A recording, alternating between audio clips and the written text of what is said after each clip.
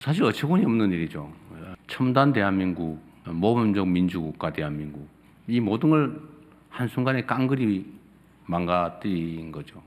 아마 소위 민주주의 발전도가 낮은 국가들이 봐도 투표지가 부족해서 투표를 못했다고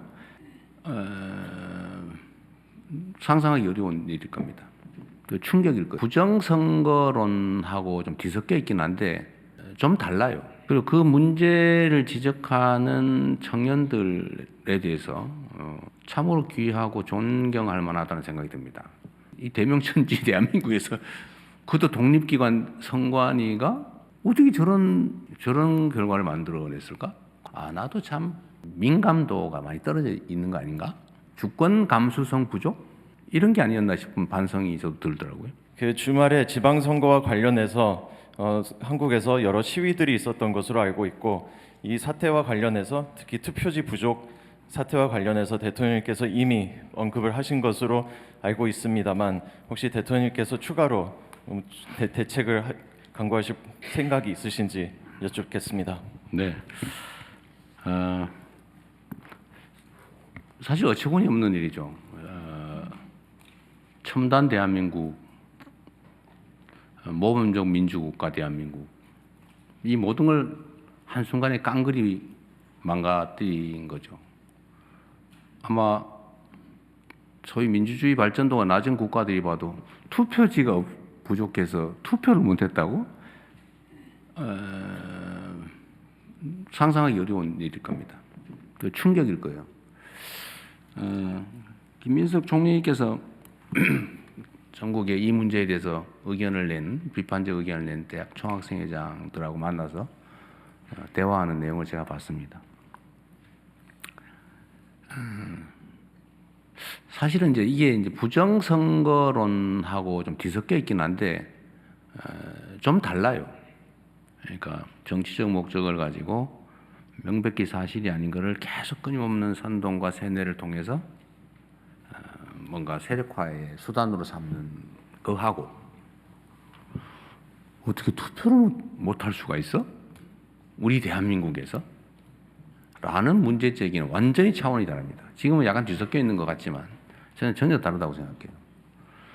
그리고 그 문제를 지적하는 청년들에 대해서 참으로 귀하고 존경할 만하다는 생각이 듭니다.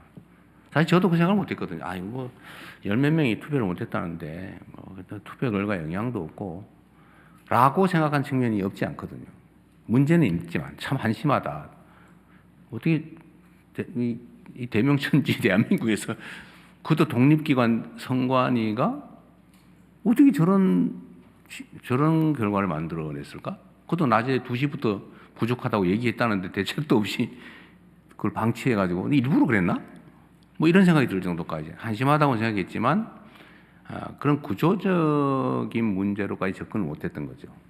근데 여기 많은 주로 청년들이 문제 제기를 하는 과정을 보면서 나도 참 민감도가 많이 떨어져 있는 거 아닌가?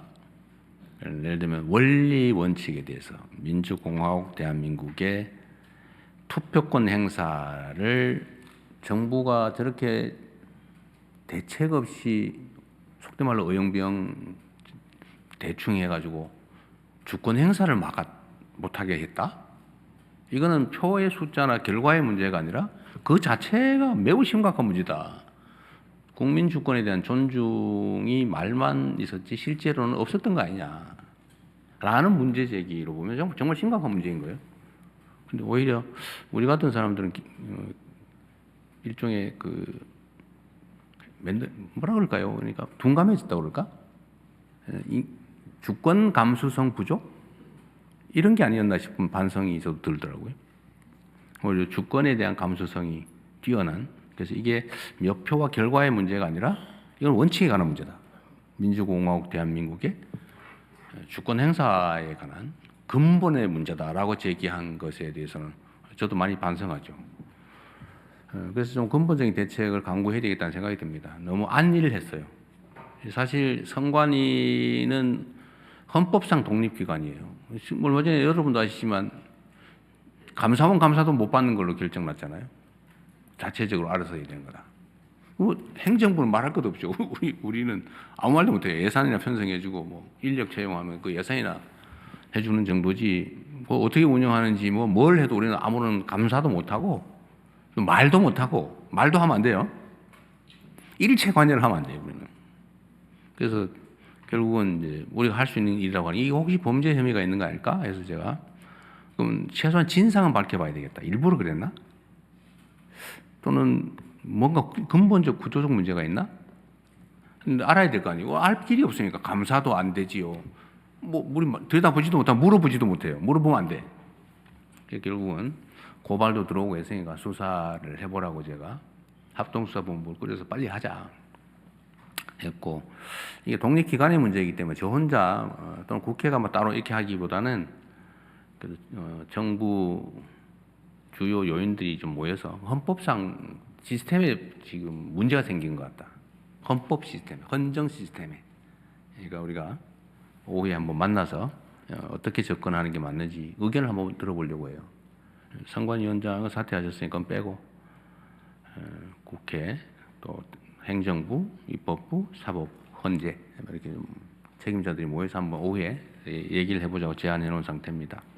뭐 그것도 제 마음대로 안 오면 할 수 없어요. 그것도 독립기관들이기 때문에 그냥 한번 얘기를 해볼 생각입니다. 그래서 우리가 이 문제에 대해서는 뭐 저걸 가지고 저래 또 그 부정선거야 라고 할 건 아니다. 그거와는 좀 다르다.